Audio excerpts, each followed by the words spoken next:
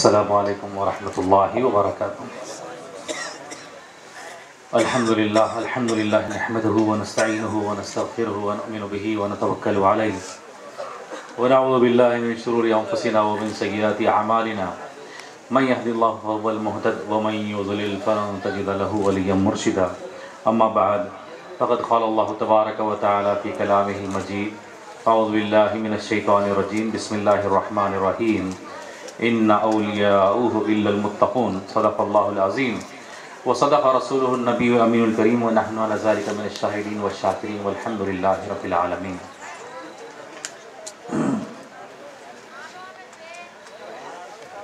جہاں جاؤں وہاں نور ہدایت ہو تو کیا کہنا، تصور میں رخ پاک رسالت ہو تو کیا کہنا، نہ آئے یاد کچھ بھی ماں سوائے گنبد خضرا، مجھے سارے جہاں سی ایسی غفلت ہو تو کیا کہنا۔ سامعین محترم، چونکہ حکم ہوا ہے، میں یہ چاہتا تھا کہ حضرت علامہ حافظ مظفر حسین خان صاحب اللہ کا صدارتی خطاب ہو، اور چونکہ کافی مصروفیات کے باوجود ممشاد خواجہ صاحب نے اور حافظ مظفر حسین خان صاحب اللہ نے ٹائم دیا ہے، میں چاہتا تھا کہ وہ پورا وقت نظرات کو دیا جائے۔ چونکہ حاضری ہوئی ہے اور الحمدللہ ان بزرگوں سے جو نسبت ہے وہ بزرگوں کے ذریعے چلی آ رہی ہے، نسل در نسل اس کا سلسلہ جاری ہے، تو اس سلسلے میں حاضری بھی ہوتی رہتی ہے۔ تو جب حاضری ہو گئی ہے تو تبرکن تیمنن انشاءاللہ چند باتیں آپ کے سامنے رکھتا ہوا اپنی جگہ لے لوں گا، اس کے بعد ہم صدارتی خطاب بھی سماعت کریں گے۔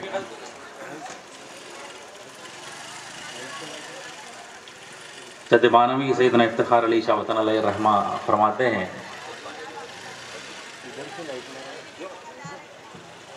عاشق ہے اگر حق کا نہ دیر و حرم کو جا، عاشق ہے اگر حق کا، طالب ہے اگر حق کا نہ دیر و حرم کو جا، چل سر کے بل تو واقف اسرار کی طرف۔ کہ اگر واقعی حق کی طلب ہو تو واقف اسرار کی طرف چلنے کی ہدایت دی گئی ہے، اور وہ واقف اسرار کون ہوتے ہیں؟ اگر قرآن سے پوچھا جائے تو قرآن نے کہا کہ متقی صرف رب تبارک و تعالیٰ کے ولی ہی ہوتے ہیں۔ جس آیت کریمہ کو میں نے اپنی گفتگو کی بنیاد بنایا ہے، بس بات کا آغاز کرتا ہوں، چند گزارشات رکھتے ہوئے اپنی بات کو ختم کرتا ہوں کہ اللہ کے جو ولی ہوتے ہیں، ان اولیاءہ الا المتقون، صرف متقی حضرات ہی رب تبارک و تعالیٰ کے برگزیدہ بندے ہوتے ہیں، رب تبارک و تعالیٰ کے دوست ہوا کرتے ہیں۔ تو یہ متقی ہوتے کیسا ہیں، متقی بنتے کیسا ہیں، اور رب تبارک و تعالی کی قربت انہیں کس طرح حاصل ہوتی ہے،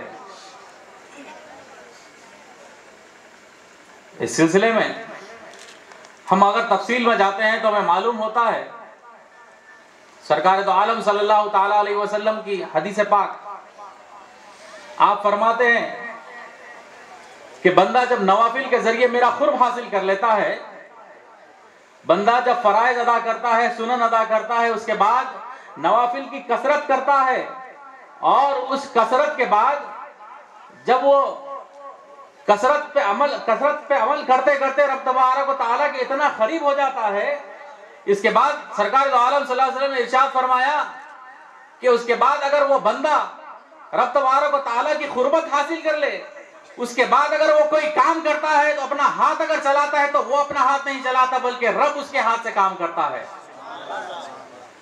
فرمایا گیا کہ میں اس کا ہاتھ ہو جاتا ہوں جس سے وہ کام کرتا ہے، میں اس کا پیر ہو جاتا ہوں جس سے وہ چلتا ہے، میں اس کی آنکھ ہو جاتا ہوں جس سے وہ دیکھتا ہے۔ یہ متقیوں کی وصف بیان کیا گیا۔ تو یہ متقی بنتے کیسا ہیں؟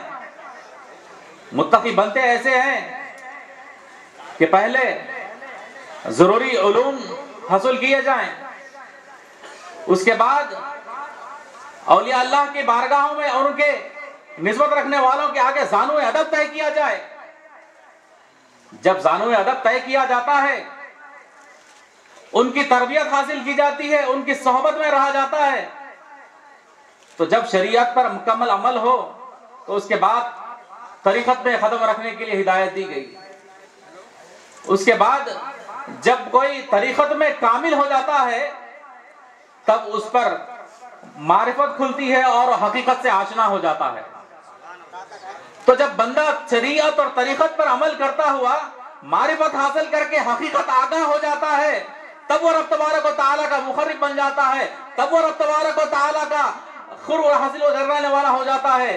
تو جب وہ اس مقام پر فائز ہو جاتا ہے تو اس وقت گویا اگر وہ کام کرتا ہے تو وہ کام نہیں کرتا بلکہ رب تبارک و تعالیٰ اس سے کام کرواتا ہے. اگر وہ کچھ اپنی زبان سے بولتا ہے تو وہ اپنی زبان سے نہیں بولتا بلکہ رب تبارک و تعالیٰ اس کی زبان سے بلواتا ہے. تو آج اس طرح کی محافل میں ہماری شرکت کی ضرورت کیا ہے؟ اس طرح کی محافل میں ہماری شرکت کی حقیقت کیا ہے، اس کی اہمیت کیا ہے، وہ اس کو سمجھنے کی ضرورت ہے.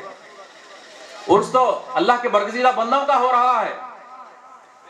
اس میں شرکت یقیناً ہمارے لیے باعث سعادت ہے. یہ ہمارے لیے برکتوں کا ذریعہ ہے، برکتوں کے حصول کا ذریعہ ہے. یہ ہمارے لیے درجات کی بلندی کا ذریعہ ہے. اور حدیث پاک کے مطابق سرکار دو عالم صلی اللہ تعالیٰ علیہ وسلم نے ارشاد فرمایا کہ ذکر الصالحین کفارۃ الذنوب، کہ صالحین کا ذکر ہمارے گناہوں کا کفارہ ہے. تو آپ کا ہمارا اور یہاں بیٹھنا ظاہری طور پر بھی رائے گا نہیں ہے، اس لیے کہ خود سرکار دو عالم صلی اللہ تعالیٰ علیہ وسلم نے ارشاد فرمایا کہ صالحین کا ذکر ہمارے گناہوں کا کفارہ ہے. تو گویا آپ اور ہم یہاں خالی نہیں بیٹھے ہیں بلکہ اپنے گناہوں کا کفارہ ادا کر رہے ہیں. چپ نہیں بیٹھے ہیں کرتے ہیں کسی کی یاد ہم، چپ نہیں بیٹھے ہیں کرتے ہیں کسی کی یاد ہم. سامعین محترم، اس طرح کے محافل کی اہمیت کو سمجھنے کی ضرورت ہے کہ جو بندے رب تبارک و تعالی کے مقربین سے نسبت رکھتے ہیں اور اس نسبت کو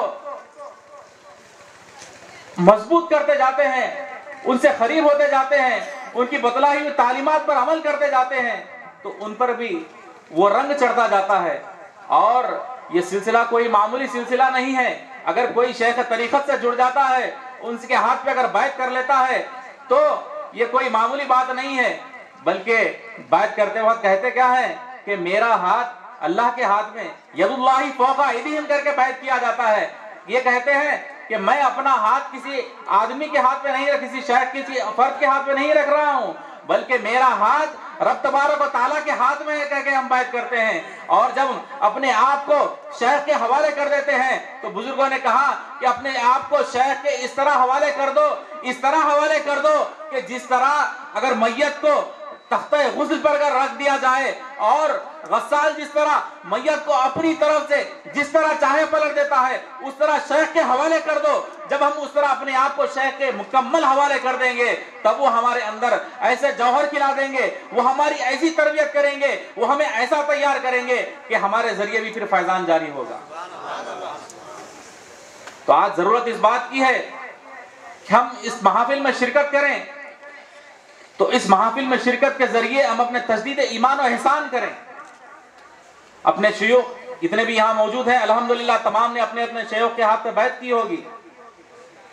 تو آج ہم عرس منا رہے ہیں شیخ طریقت کا، تو اس میں شرکت کے ذریعے ہمیں اپنے بیعت کی تجدید کرنا ہے، تجدید ایمان و احسان کرنا ہے.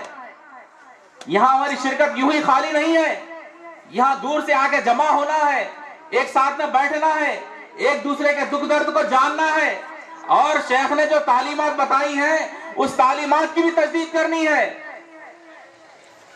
جب ہم یہ تمام کام کریں گے تبھی عرس کی حقیقت ہم پر کھلے گی اور تبھی اولیاء کرام کے فیوز و برکات ہم پر جاری و ساری ہوں گے.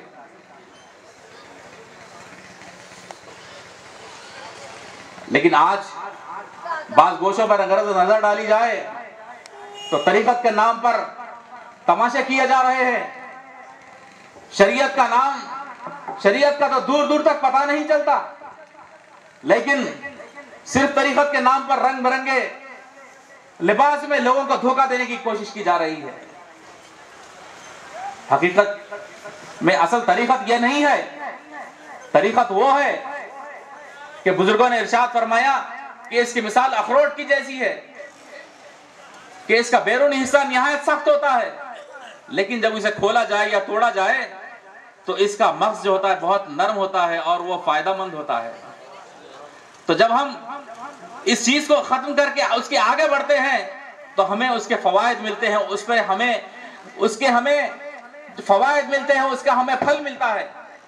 وہ جب ہم کھائیں تو ہم پر کس طرح کے فیوز و برکات حاصل ہوں گے آپ خود جانتے ہیں.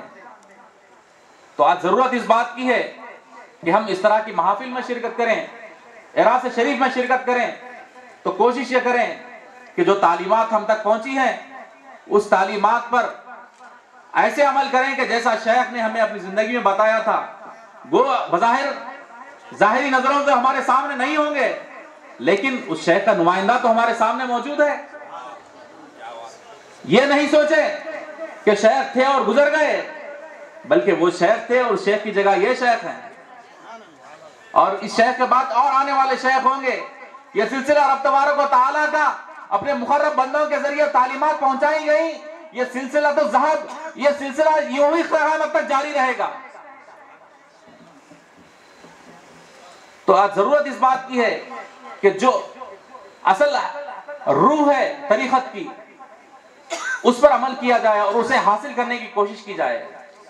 آج اس کے نام پر جو چند تماشے ہو رہے ہیں اس پہ دھیان مت دیں، بلکہ کوشش یہ کریں اور رب تبارک و تعالیٰ کی بارگاہ میں دعا کریں کہ مولا ہمیں اصل طریقت کی روح ہمیں عطا فرما اور اس کا فیوز و برکات سے ہمیں مالا مال فرما. اس کے ذریعے ہمارے زندگیوں میں برکتیں، اس کے ذریعے ہماری زندگیوں میں رحمتیں عطا فرما. سامعین محترم، یہ چند گزارشات تھی جو آپ کے سامنے رکھنا تھا. میں چاہوں گا کہ اللہ مظفر حسین خان صاحب قبلہ اسے مزید تفصیل سے آپ کے سامنے رکھیں. وآخر دعوانا الحمدللہ رب العالمین.